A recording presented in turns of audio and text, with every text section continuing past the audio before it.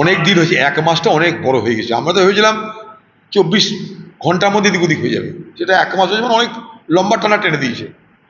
কারণটা অতি স্পষ্ট, আমি অনেক আগে ব্যাখ্যা করেছি, অনেকবার, ভোটের আগে ভোটের পরে ব্যাখ্যা করেছি। তৃণমূল দলটা তৈরি হয়েছিল কিসের উপরে ভিত্তি করে, এটা বুঝতে হবে আগে। তৃণমূল দলটা তৈরি হয়েছিল পশ্চিমবঙ্গ থেকে বাম ফ্রন্ট সরকারকে উৎখাত করার লক্ষ্য নিয়ে। যেদিন থেকে পশ্চিমবঙ্গে বামফ্রন্ট সরকার উৎখাত হয়ে তৃণমূল সরকার প্রতিষ্ঠিত হল, সেদিন থেকে তৃণমূল পার্টির কাছে আর কোনো রাজনৈতিক লক্ষ্য থাকলো না, কোনো পলিটিক্যাল অবজেক্টিভ থাকলো না।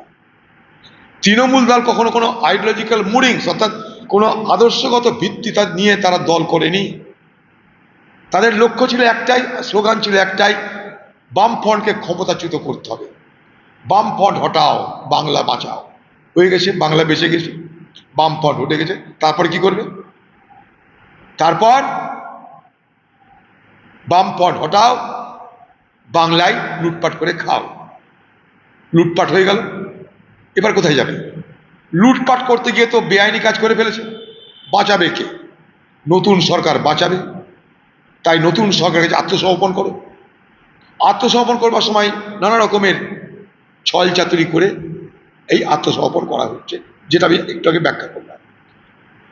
তাই পশ্চিমবঙ্গে আজ মমতা ব্যানার্জির নেতৃত্বে এবং ভারতবর্ষে আজ বিজেপির নেতৃত্বে, যদি ভারতবর্ষের সব থেকে বেশি কোনো অংশ ক্ষতিগ্রস্ত হয়ে থাকে, তা হলো পলিটিক্যাল মোরালিটি,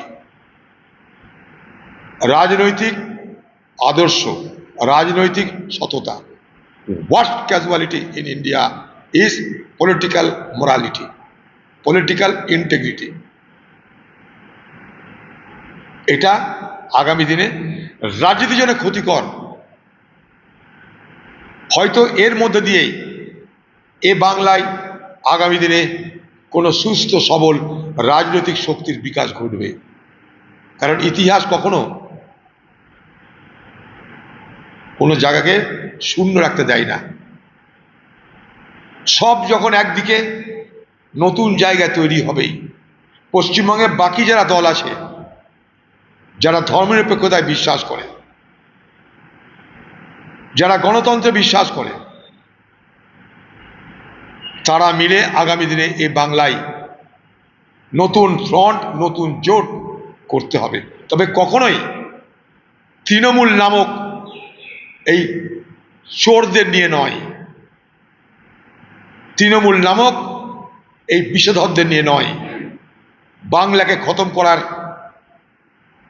বাংলার ধর্মনিরপেক্ষতাকে খতম করার যারা কারিগর, তাদের হাত থেকে বাংলাকে বাঁচাতে হবে। বাংলাকে ধর্মনিরপেক্ষ বাংলায় রূপান্তরিত করতে হবে। তাই বিরোধী যারা, তাদের মধ্যে আমি মমতা ব্যানার্জির কথা বলছি না, এখনো পর্যন্ত যারা বিরোধী বলে আমরা পরিচিত, যারা ধর্মনিরপেক্ষতায় বিশ্বাস করে, তাদেরকে নতুন করে ভাবতে হবে।